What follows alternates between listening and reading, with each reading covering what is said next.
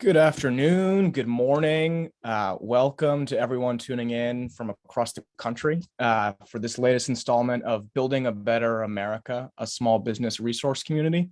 We're just going to give folks another minute or two to trickle in, and we'll get started in just about 2 minutes. Thanks again for joining us.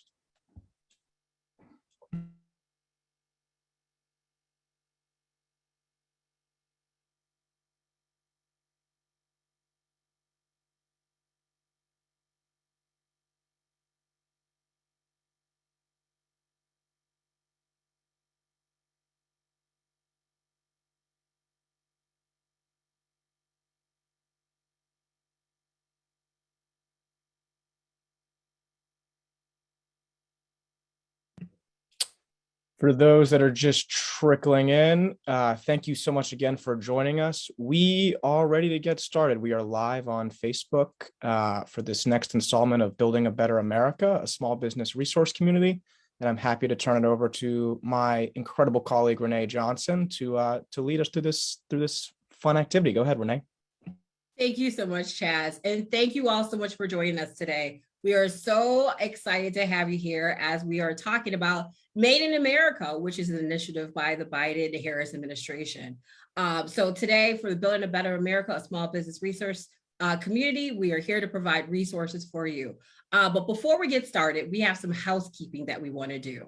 If you have any questions, please use the Q&A function below here on your screen to type in those questions. We ask that you please do not share any personal information. That means social security numbers, that means any PPP loan information, COVID, EIDL information, please do not share. Unfortunately, this webinar is not to address any personal issues that you may have, but to provide you resources for your businesses to thrive during this time. Additionally, the U.S. Small Business Administration does not endorse Public-Private Strategies Institute. And this session, again, is being live streamed and recorded. So you will receive a copy of this webinar in your email if you registered. And if you are also watching this on Facebook Live, it will live here on the Public-Private Strategies Institute page, as well as the SBA's page. Now, my name is Renee Johnson, and I am a senior advisor here at Public-Private Strategies Institute. And today we are going to talk about a couple of things for Building a Better America. The goal is to connect small businesses with critical resources and information, including how the bipartisan infrastructure law and the American Rescue Plan and Made in America may provide opportunities to help your small businesses thrive. These briefings that we host bi-weekly are steps that you can take to learn how to take advantage of existing programs, updates regarding programs and recent policy announcements, and decisions of important timely policy issues, including paid leave, tax credits, accessible, affordable childcare, hiring and retaining workers, and healthcare access and costs. Now, with that being said, I'm really excited because we're going to introduce to you our first speaker for today, and that's Ms. Tiffany Townsend, who is a senior advisor in the Office of Government Contracting and Business Development at the U.S. Small Business Administration. In this role, Ms. Townsend leads programs and projects in the Office of Government Contracting. Prior to joining the SBA, she served as Senior Vice President of External Affairs for the Brooklyn Navy Yard, a mission-driven industrial park focused on growing the modern urban industrial sector in New York City. In that capacity, she led the business services team charged with supporting the yard's more than 400 tenant businesses, as well as stakeholder and community engagement. Throughout her career, she has worked with a range of organizations in both the public and private sectors, including the New York City Council, the New York Wheel, NYC and Company, New York City's Tourism Office, and the Port Authority of New York and New Jersey. She began her career working with the U.S. mission to the UN, and she also served as a partner at Wander, a communications firm spearheading business development and client relations. And with that, I'm so excited to introduce to you the amazing Ms. Tiffany Townsend. Good afternoon, everyone. And Renee, thank you so much for that wonderful and warm introduction. Thanks again for inviting me to join today. And thank you to all of the small businesses in the audience for joining us today, and to all of you who want to learn more about how you can sell your products and services to the federal government. And I know that you work across every field and every industry and that our country depends on. And I appreciate really just having the opportunity to talk to you about how SBA is serving and investing in all of you. So as Renee mentioned, like many of you, I totally understand the rewards and challenges of running a small business. As she had mentioned, for several years, I ran a small communications firm, and prior to joining the SBA, I oversaw business services for the Brooklyn Navy Yard, where I had the opportunity to work with hundreds of small businesses across a variety of industries, including food production and metal fabrication, clothing, accessories, manufacturing, as well as next generation tech. And I highlight this experience because it's incredibly satisfying when you can be a part of an effort that allows you to directly contribute to the creation of jobs, the generation of wealth, and investment in the surrounding community. In these experiences, you learn just how challenging it can be to land a contract, to make payroll, and to do business development to help you to continue to grow. And with government contracting, landing that first contract can be an even greater challenge, but there is real power that comes with getting to say that the US government is one of your clients. After all, it is the biggest buyer in the world with more than 560 billion in contracting every year. That's 560 billion in aircraft parts, in pharmaceutical research, in cybersecurity improvements, and rebuilding architecture, just to name a few industries. That's 560 billion that can change the economic outlook of communities in a single generation. It's because of this immense potential for far-reaching investments in our nation's small businesses that I joined the Biden administration, particularly under the leadership of Administrator Isabel Castillo-Guzman. But President Biden and Administrator Guzman have placed a great deal of emphasis on breaking down historic barriers for American entrepreneurs. They know that small businesses have so much to offer the federal government, and that's why it is incumbent upon SBA and our office, through policy changes in DC and through the dedicated work of our field team in our district offices across the country and all of our resource partners, to widen the doors of access and opportunity for all small businesses. Our office is home to an incredibly talented team of procurement center representatives, PCRs, or as we like to call them, watchtowers, who negotiate with contracting officers across federal agencies to create billions of dollars and tens of thousands of jobs through new small business set-asides every year. The Office of Government Contracting and Business Development works to ensure that small businesses serving our country and economy, including veteran and service-disabled veteran-owned firms, small disadvantaged firms, women-owned businesses, and HUBs-owned businesses, remain top of mind as we implement the President's vision for procurement. In our office, we do that by monitoring the progress of 24 cabinet and other agencies as they work towards meeting congressionally mandated goals for small business contracting. We're the only office within SBA that has this whole of government approach, and together with our partner agencies, that translates to almost 150 billion annually in small business contracts per year. And there's a constant urgency to this work that we do, and to making sure that you and firms like yours can access the immense resources of the SBA and of the federal government. The COVID-19 pandemic and the resulting economic crisis had an unprecedented impact on America's entrepreneurs across America. And I'm talking the smallest of the small in urban and rural, tribal areas, businesses owned by women and people of color. These businesses all struggled to access early rounds of federal relief to stay afloat in the early days of the pandemic. Through no fault of your own, many of you were left to pivot and to adapt to a marketplace that changed in ways that no one could have ever predicted. And I don't have to tell you exactly what that crisis and that shift looks like. You've all experienced it for yourselves and your communities, and possibly even among your own families and your own businesses. So as we continue to work our way through the pandemic, we continue to see how the country continues to come together to build itself back up. We've seen how policymakers and everyday people have come to appreciate and prioritize the agility and innovation of our small businesses. One firm in particular that we met last year in Maryland embodies this spirit of resilience, foresight that our country has come to depend on.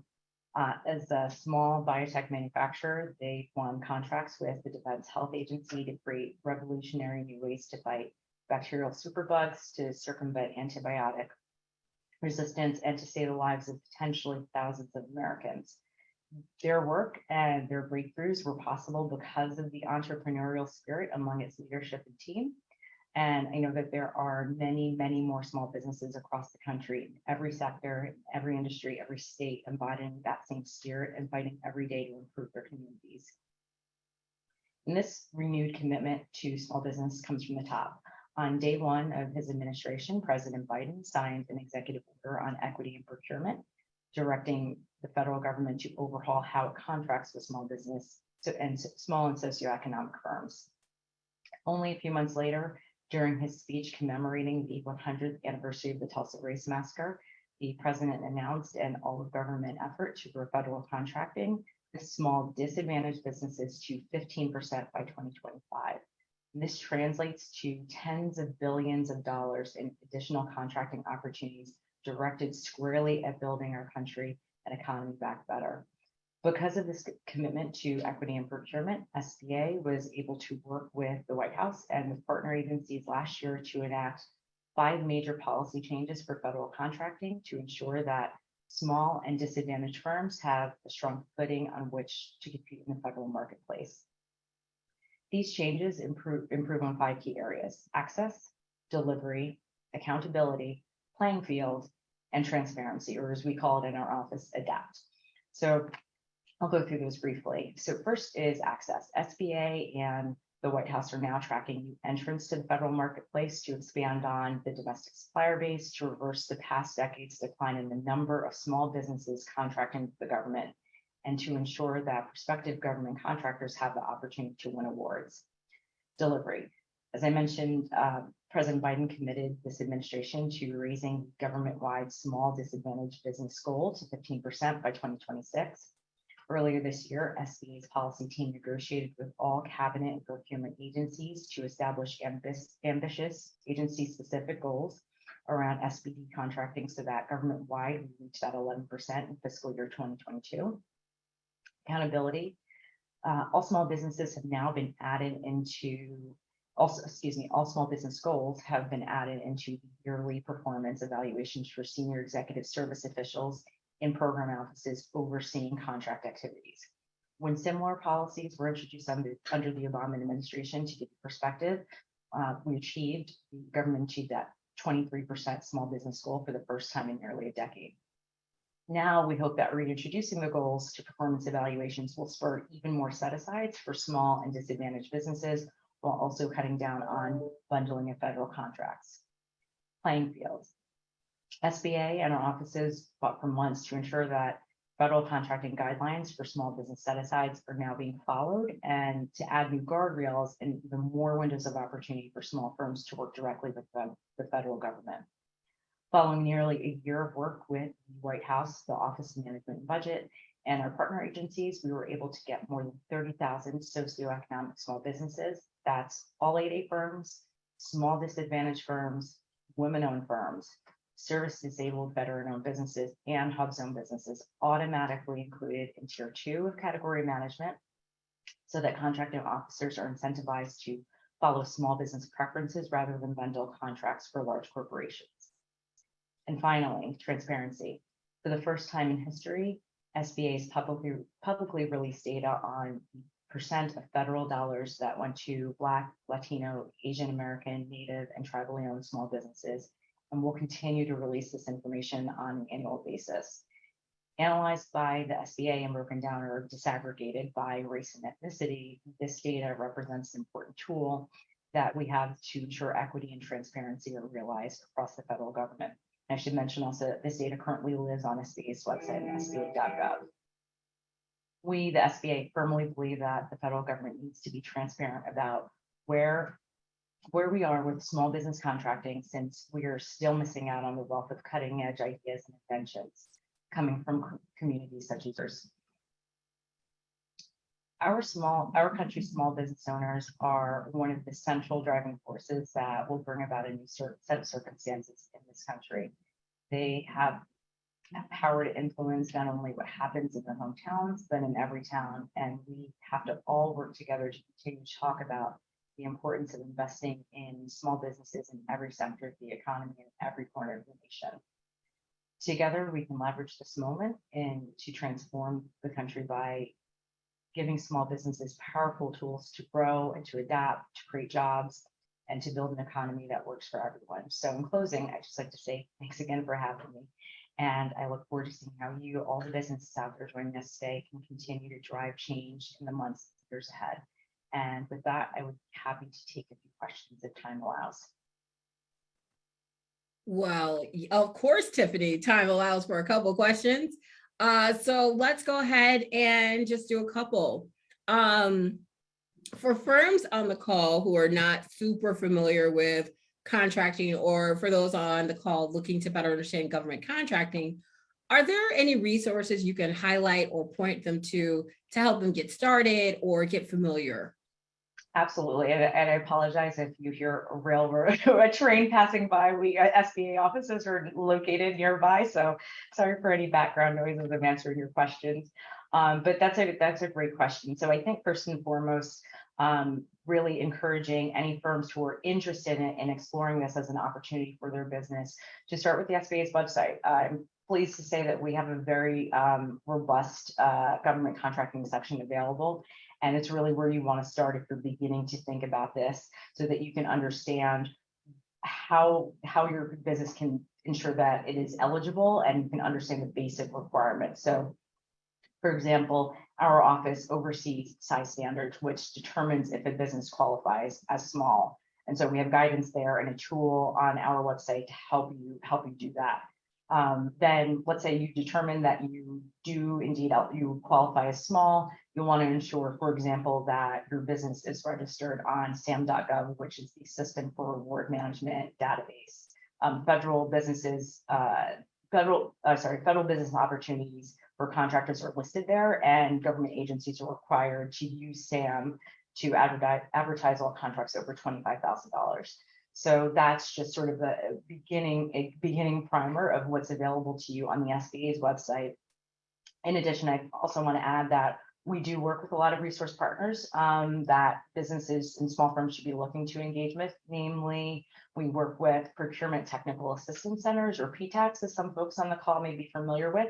That's a nationwide network of procurement professionals who support businesses in their effort to compete in the federal marketplace. So they provide a range of assistance. They will support you in suitability for contracting, marketing, as well as other matchmaking services. So that's just kind of a bit of a sampler and a flavor of how the SBA and its resource partners work with businesses. Wow, thank you for that. And I know people are like, whoa, this is a lot of information. Like I said on the onset, this will be recorded, and so it's going to be on Facebook Live.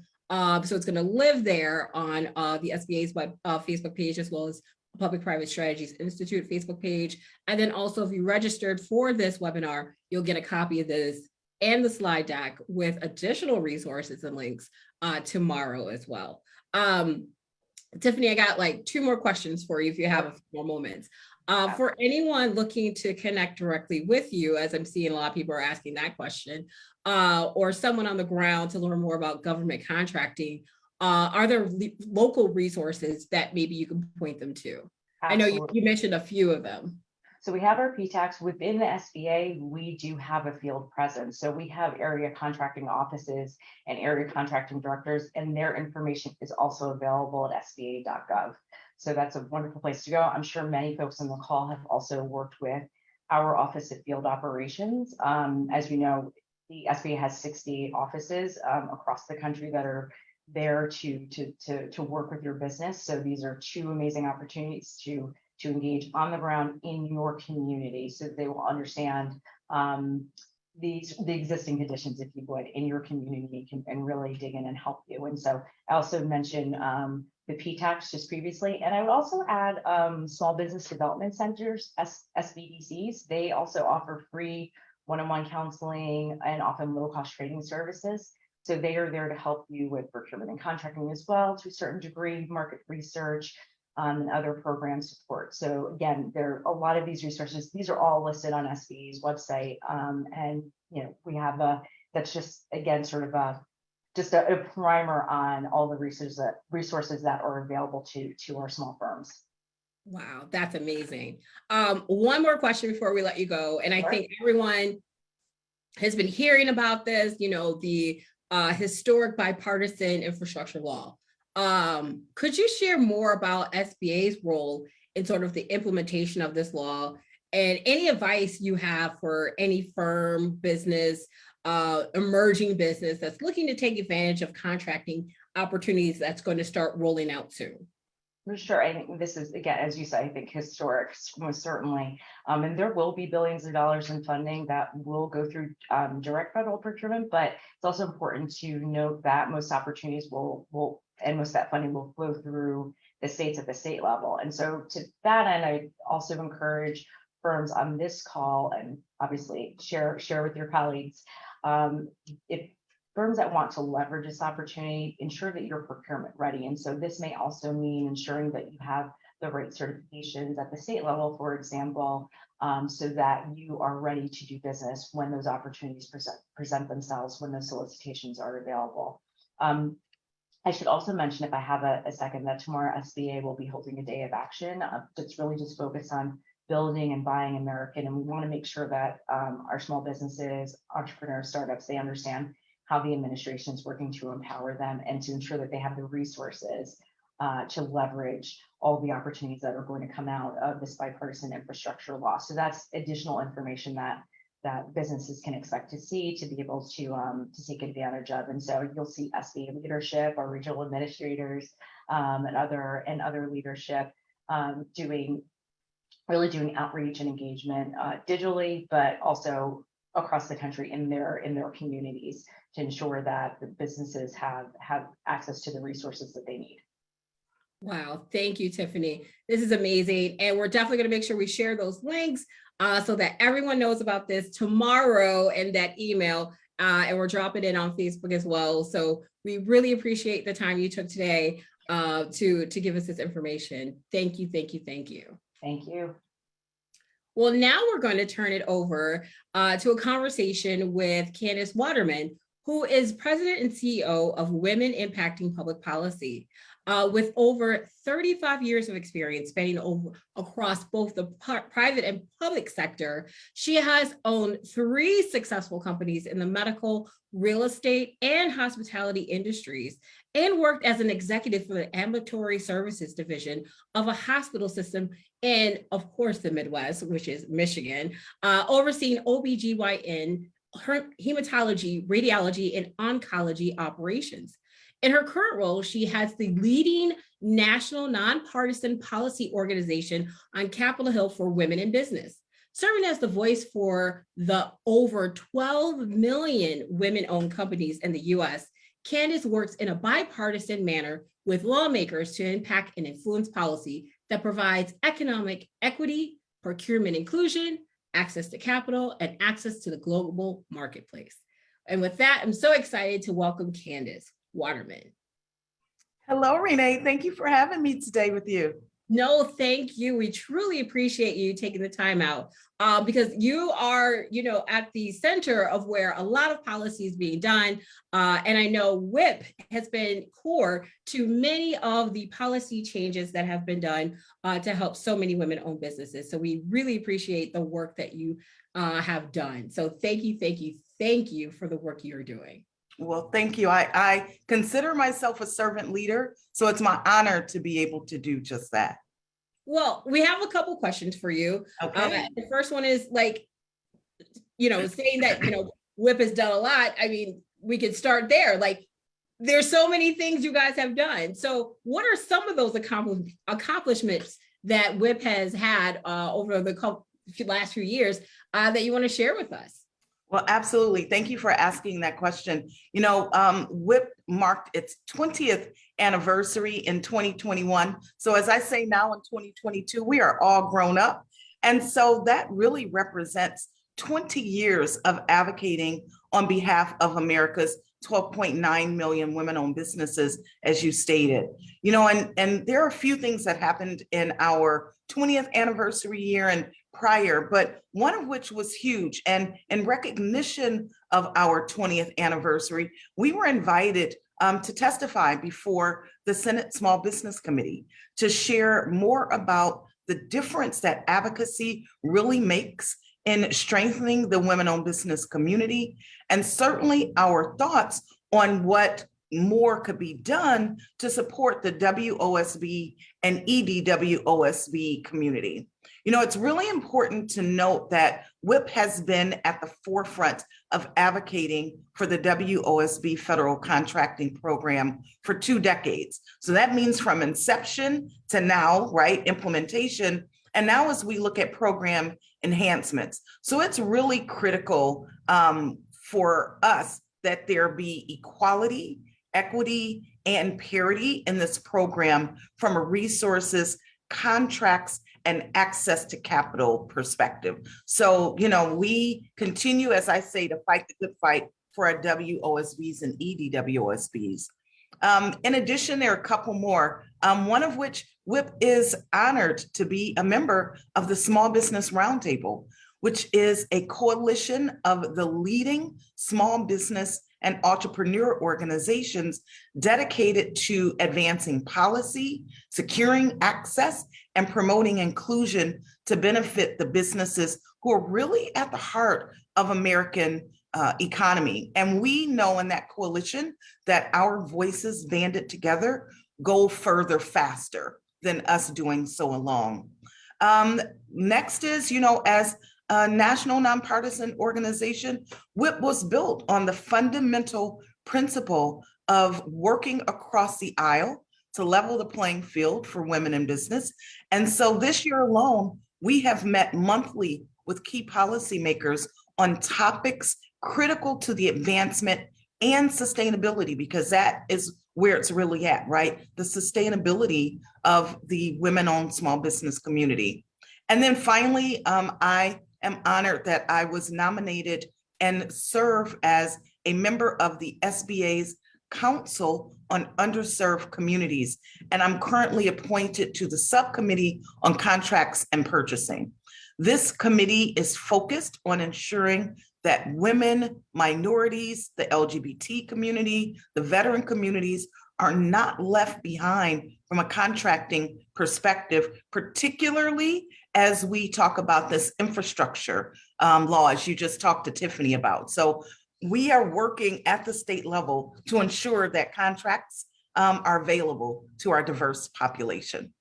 Wow, WIP is doing a lot and continuing to fight the good fight.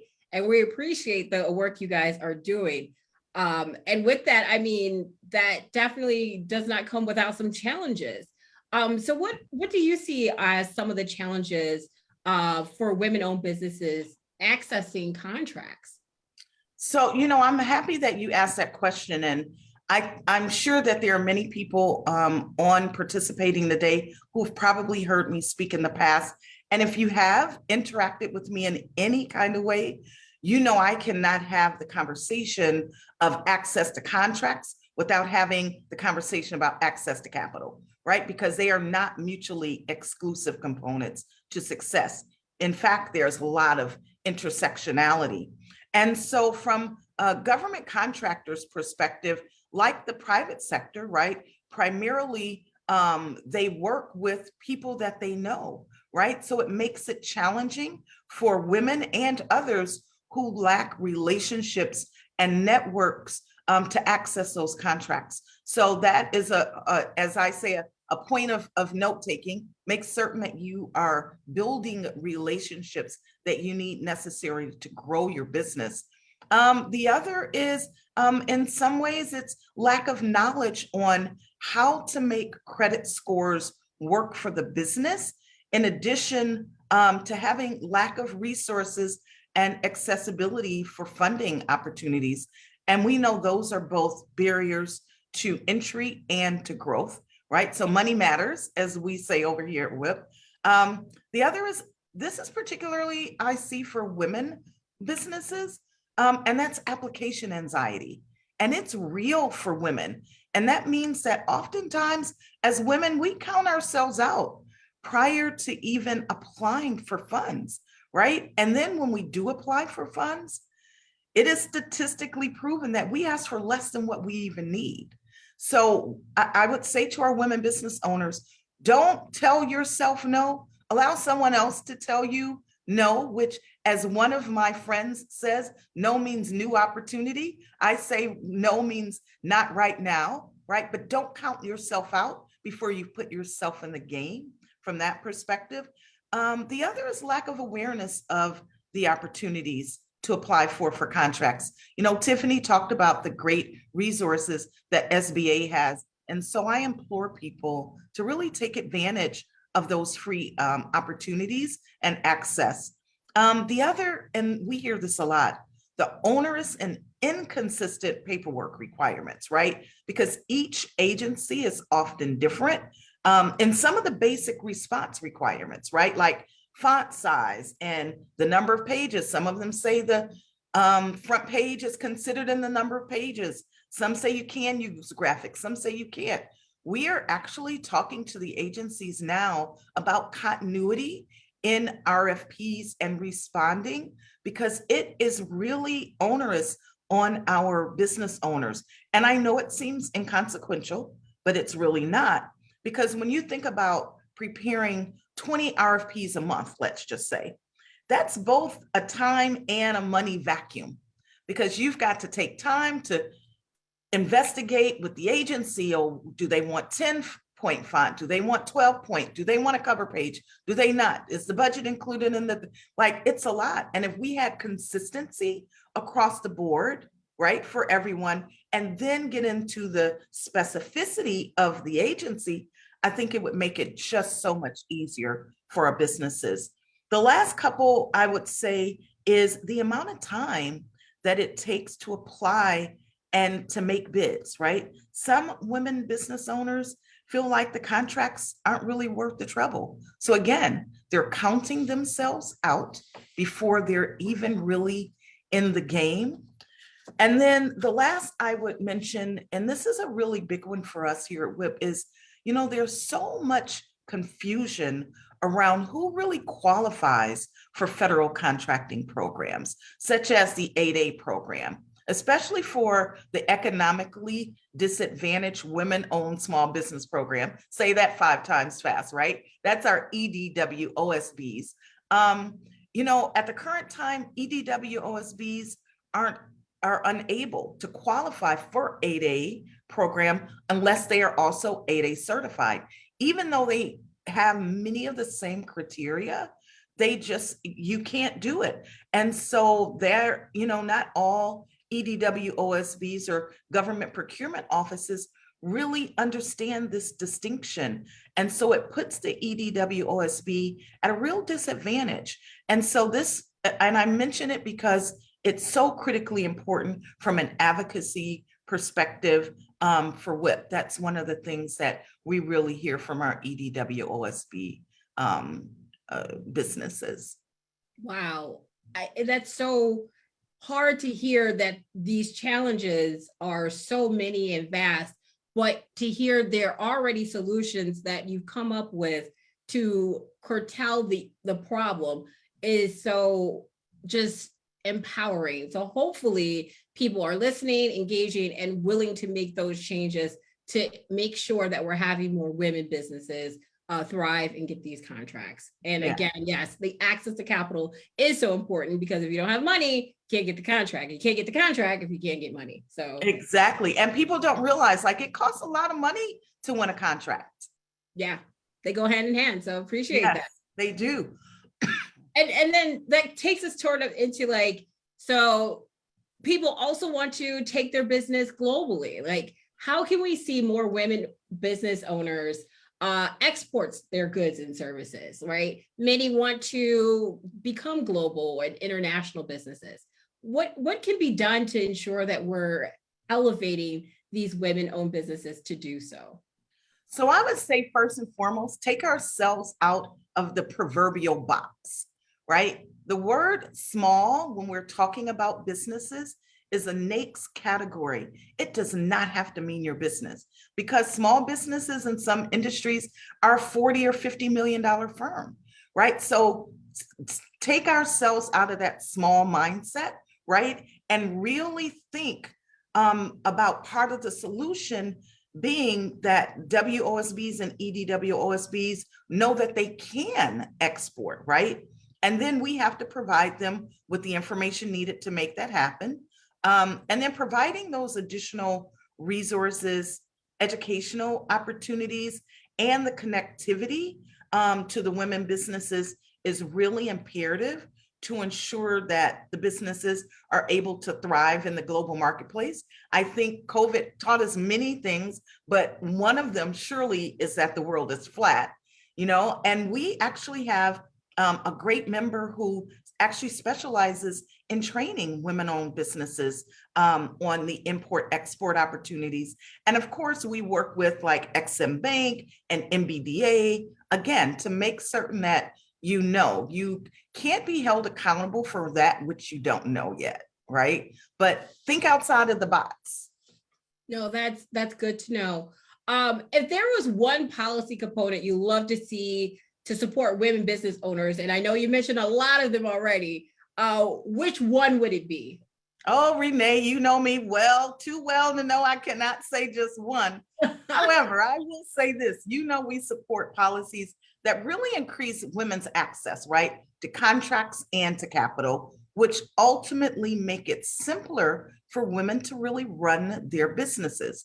So we also work with the agencies to help them meet or exceed that existing 5% goal, right, in federal contracting. So the first policy that I would say that I would want to see complete is for the government to not just meet, but exceed that 5% goal on a consistent basis. It's only been met twice, exceeded once. And while, yay, that's $26 billion that has been awarded to women-owned small businesses, we know there are many more opportunities. And so, we have to make certain that our women have access. So meet the goal, please, agencies, and we are ready, willing, and able to work with you so you have access to these dynamic, solution, innovative women-owned businesses. No, that's amazing. Candace, we really appreciate you being here today. Before we let you go, we're going to ask you a 1.5 question. Okay. I know there are people who are like excited about the work you're doing. How can people engage and contact and become a part of WIP? And then also, are there anything like activities or upcoming events that people can learn more or engage with WIP?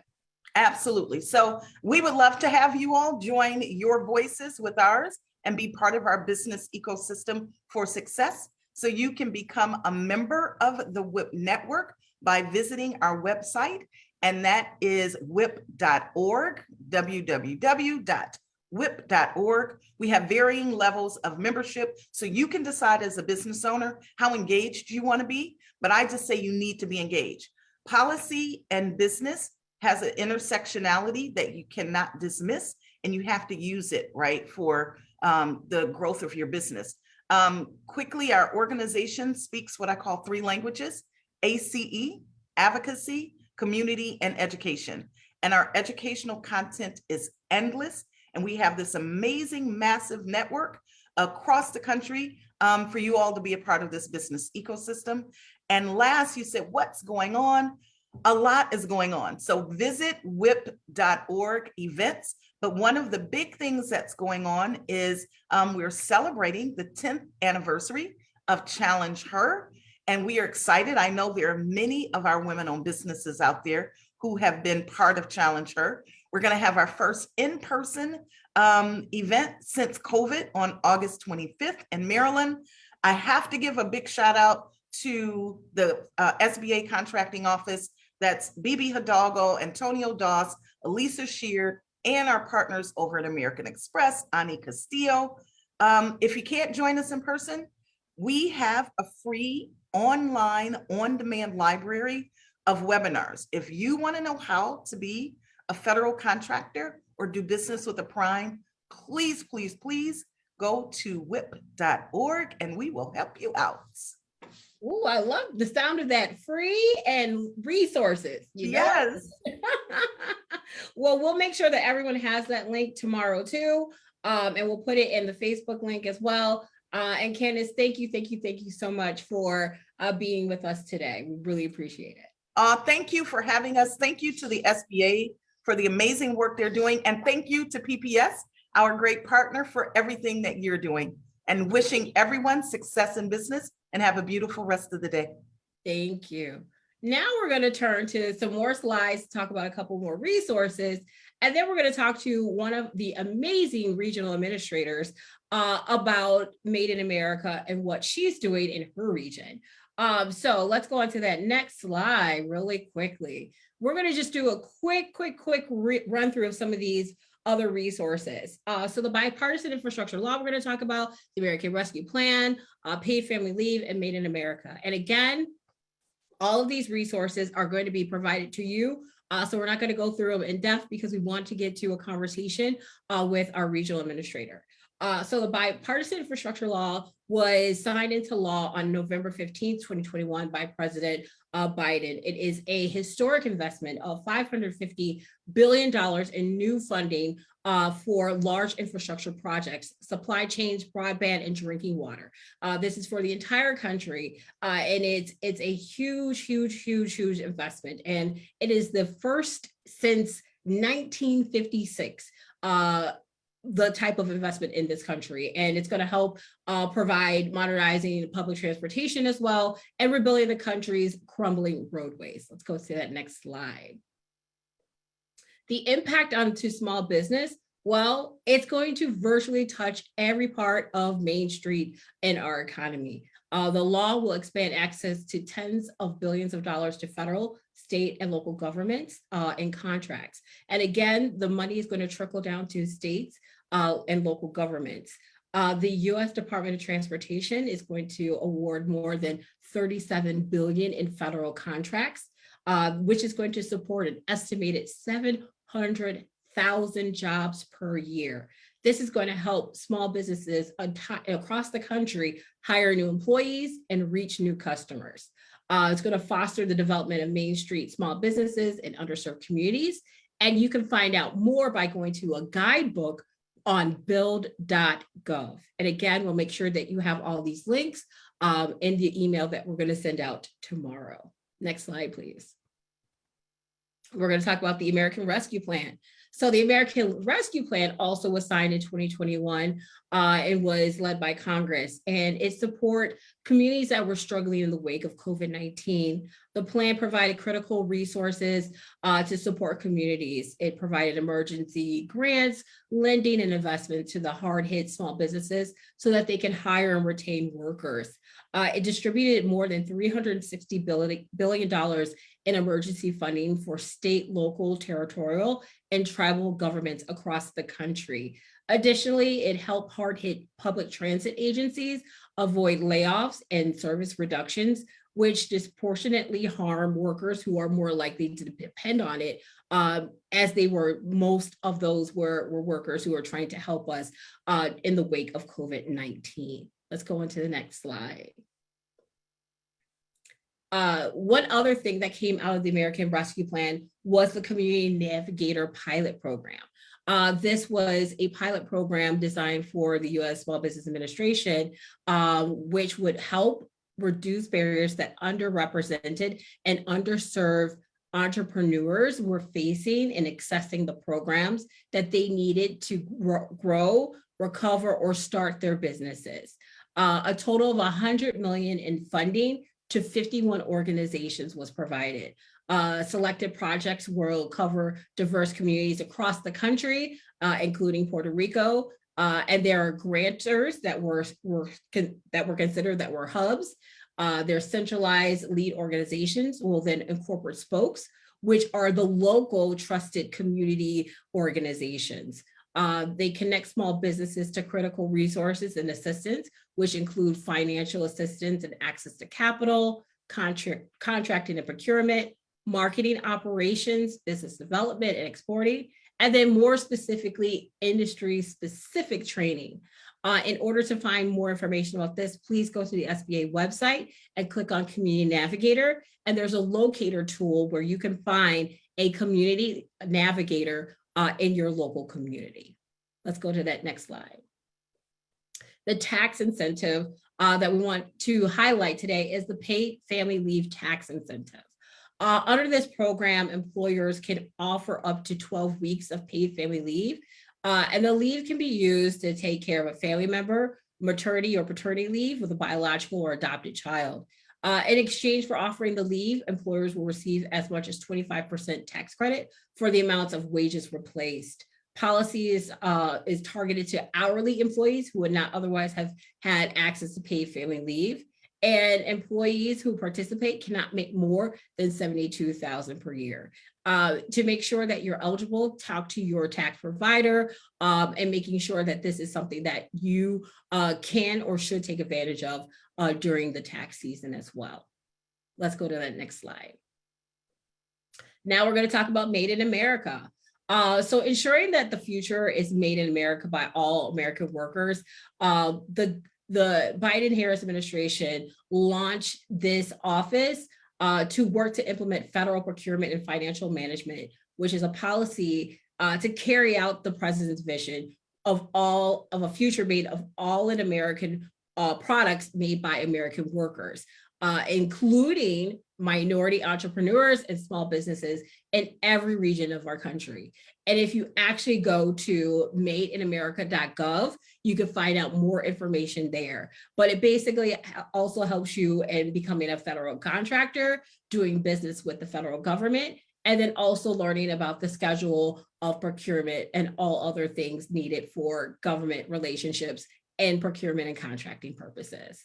Let's go on to that next slide. So now we're going to talk about updates you should know about COVID-19 and becoming a vaccination small business leader.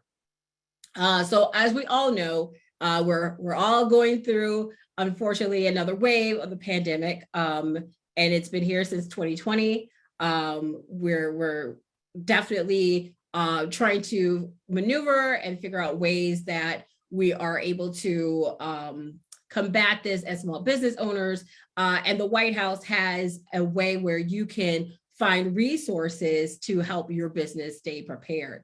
If you go to whitehouse.gov/COVID plan, you can see what the White House is doing to ensure that you are up to date with resources and materials and updates that they are putting out there. Let's go on to that next slide. And then what you can do as a vaccine leader, one, get vaccinated and get your booster shots. If you're already vaccinated, encourage your employees, family, friends, and neighbors to get vaccinated.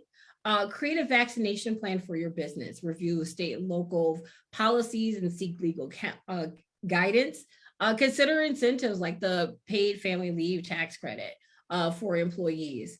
Whether you encourage, incentivize, or mandate vaccines, communicate that plan with your employees, both written and verbally, and then continue to follow the CDC and your local government on what are the best practices. And then, of course, we have some links for you to ensure that you're following the best guidelines. And again, that link, whitehouse.gov/COVID plan. And with that, I'm so excited now that we are going to talk to another amazing speaker.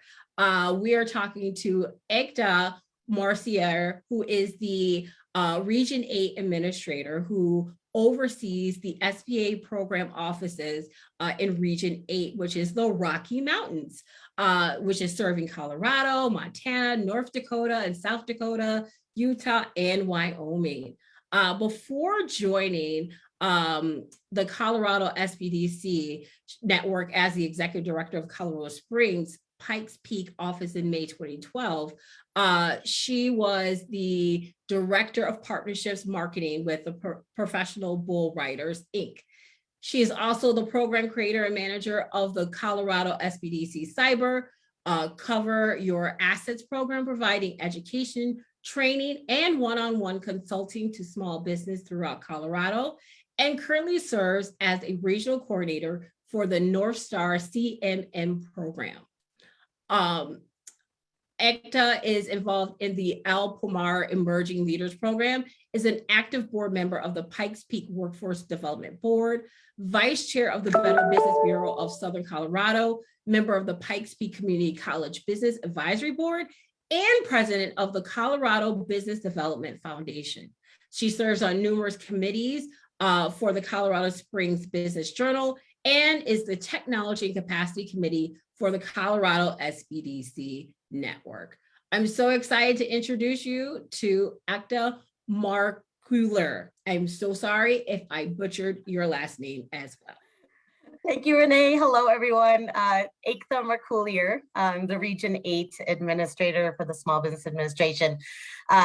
Bio's a little out of date. I am actually my past position, which I'm excited to bring to you as part of, the discussion here today is I was 10 years as a director for a local SBDC, so boots on the ground, assisting businesses with collaborating partners, regional district offices, regional administrators, really trying to implement those federal, local, and state programs. So while I'm a regional administrator now for the Office of Field Operations, I do have that background of understanding what those on the ground are doing to as partners of the U.S. Small Business Administration to implement a lot of these programs that you've heard about today.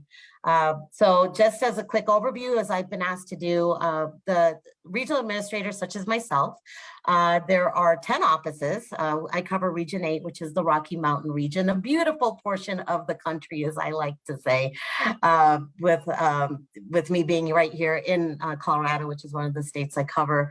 Our duty is actually to be responsible for the direct execution of the agency's products and services. So the regional administrators like myself, we make sure taxpayer dollars are being used properly and that we're meeting expectations and goals within our districts and states to ensure that we are implementing these programs properly for our small businesses.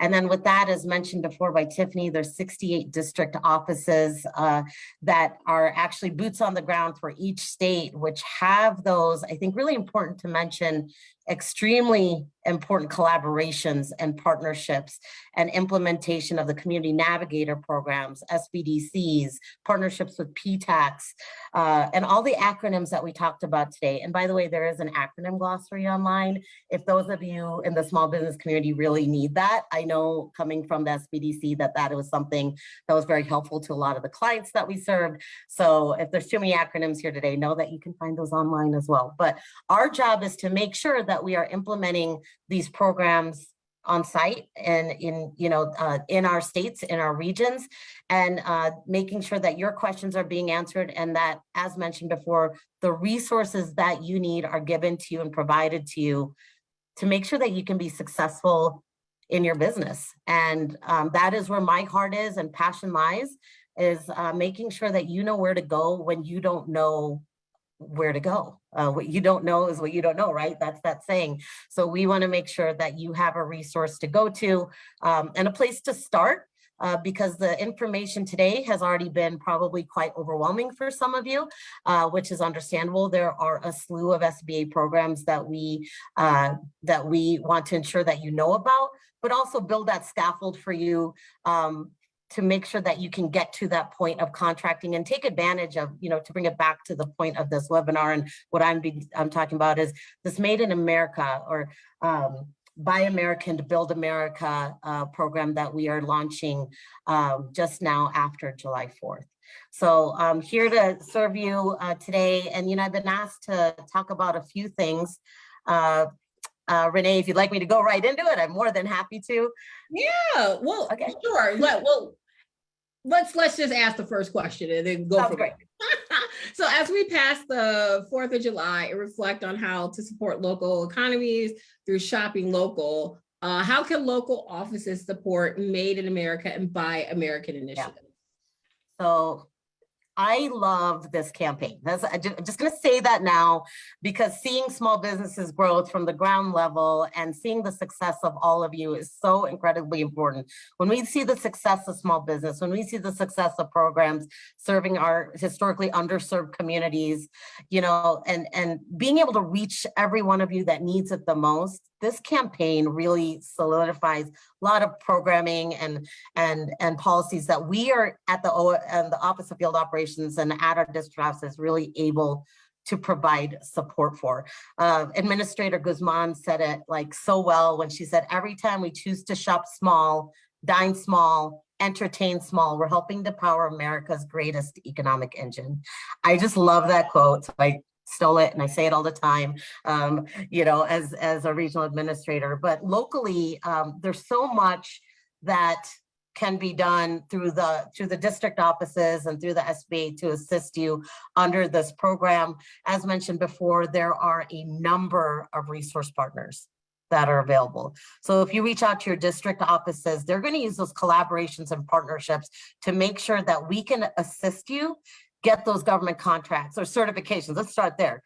Help you understand how to get the certifications you need to compete locally, state, or federally. There's different certifications for each. So if you don't want to compete federally, well, then there's a different set that you want for your local contracts, right? So you have to start there, and your PTACs are amazing resources to help you understand those different levels of programmings, Women's Business Resource Centers, SBDCs, SCORES, and Micasa's. All of those are resource partners, including, of course, the latest Community Navigator program that understand what you need and will help you get to those levels to be able to compete under this Made America program. As you mentioned, Renee, that money will trickle down through the states and municipalities, and then you'll need to keep an eye on what those opportunities are as those come out. I know $110 billion have already been allocated to a little under, I should say, 5,000 different projects. And so those are going to start coming out, and you need to be able to know where to find those, how to compete, and get your information out there. And again, we really rely, as Stephanie said, on our PTACs in our communities and resource partners to get that information to you. It's my job to make sure that, you know, our district offices have that information, which I know they do. They are an amazing set of directors all through the nation that have years and years and years of expertise doing this. So if the one thing you take away from all of this is that there are people that know more than us, right? That there's people that you can call that can help you cut all those right corners to get the job done, to exceed in your business and get these contracts and these opportunities of growth for your business. And they know how to get you there in a very quick and efficient way. So that's the one thing. If there's anything, take that away. But from the local offices, we're really excited about this program, because at the end of the day, when some of these, you know, without getting into all the details of it, because there are a lot, believe me, I reread the whole thing last night. There are going to be so many opportunities to onshore a lot of these manufacturing and contracting opportunities here in the United States, which will help us, you know, help us strengthen the critical supply chains that we need, revitalize our local manufacturing, and, you know, help you guys compete globally. If anything, through COVID, it opened up some doors to global markets that a lot of our Main Street businesses, you know, product-based businesses were like, oh, I can sell all over the freaking world, right?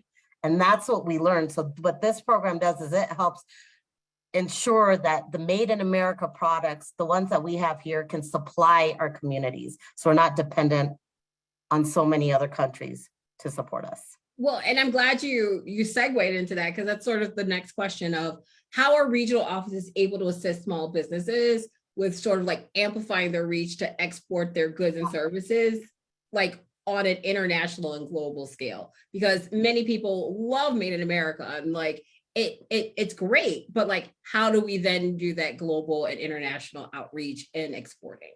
Yeah, so exporting has been a strategy for all of us for a very long time. Increase our exporting helps bring money back into our countries and our communities, right?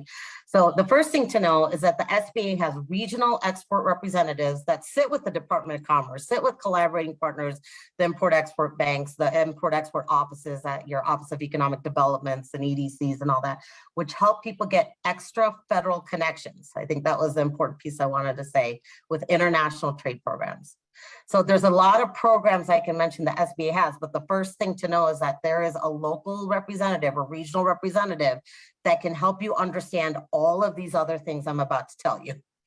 So it's a lot, but it's a great place to start. So for example, the SBA has export finance programs. So special finance programs that help you get loans to export because banks consider it, normal banks will consider it risky. So the SBA has loans that will guarantee 90% of that loan through, there's the Export Express loan up to 500,000, export working capital loan, international trade loan. There's a whole bunch. And if you go to sba.gov, there's a lot of information right there. You can click on it. It'll navigate you through all of this. So it's this information you can find very easily. There's support to develop your export plan. We always talk about business plans at the SBA. Well, there's an export plan as well. How do you identify your market? How do you make sure you understand the different trade agreements that are out there, the laws and regulations? There's an export center that the SBA partners with. And then of course, there's two more important things, the SBA's International Trade Hotline. There's actually a hotline you can call to find out, to help you like with some of those questions you have or barriers that you're having with, your export business, your planning, or actually the work that you're doing with your operations. So that number is 855-722-4877. Of course, you're not going to remember that, but again, very easy to find on sba.gov. And then there's a STEP program that actually the states allocate out and fund to businesses. I remember a Denver beer company, actually that's what they're called, Denver Beer Company, getting that program, getting that grant so that they could go internationally and showcase their microbrewing overseas at an expo, for example. So there are funds that are allocated to help your business grow, and they'll teach you how to learn to export, participate in these foreign trade missions or expos, obtain services. There are so many things that the SBA has that you can find locally through your offices, through your local district offices. Everyone has one in their states, that they can help you navigate these programs and then connect you with those collaborating partners, organizations, and local resources to help you one-on-one with technical assistance on how to navigate all of this. Wow, that was a lot of great gems. And I'm glad that this is recorded. We're emailing this out to everyone, and that this is on Facebook, because people can rewatch this again right after we conclude today, because these are great resources. And we're going to definitely make sure that we send you all these links that we're speaking about right now, because like the STEP program is so amazing. And I think it's a hidden gem at the SBA that people are like, wait, what is this STEP thing that is so innovative and amazing that everyone who has done it or learned about it is like, I'm so excited to know more about STEP and like how to engage with the department that does it. So I'm here for all of this. But I know we're over time. But I just wanted to just throw out to you one last question of what like if there's anything out there that you wanted to provide as a resource, as a last like hidden gem for all these amazing small business owners that are here today, what is that one thing that you would like say, this is what we do? Well, the one thing I can say is that the SBA under administrator's guidance has an amazing website, so sba.gov. From there, you can find your local district offices. From there, you can whittle down and then find your SBDCs. You can find a lot of information. There's videos, there's resources, there's templates. There's literally a step-by-step guide for basically everything you need for your business on sba.gov. You can reach Tiffany, you can reach all the other offices through that website as well. So please just visit that website. I think you're going to be very surprised in a great way on all the free resources that are available to you. Ekta, thank you so much for joining us. We could just do a segment with just you because you are just giving all the tea of all the amazing resources the SBA has. And we want to thank you so much for all you do for the Rocky Mountains and all the small business owners out there in Region 8. Thank you to the great Region 8. Thank you so much for having me. Thank you to SBA and private strategies. I really appreciate you having us here today. Reaching small business owners is our goal, so thank you. No problem, thank you. And we want to thank you all for joining us today. We are doing another webinar, so stay tuned. More information about the next one and the topic coming up. But this month we're going more so, not bi-weekly, but pretty much every week this month. So join us almost every Wednesday at 2 p.m. For the month of July for more resources to help your businesses. If you have any SBA related questions, go to answerdesk@sba.gov.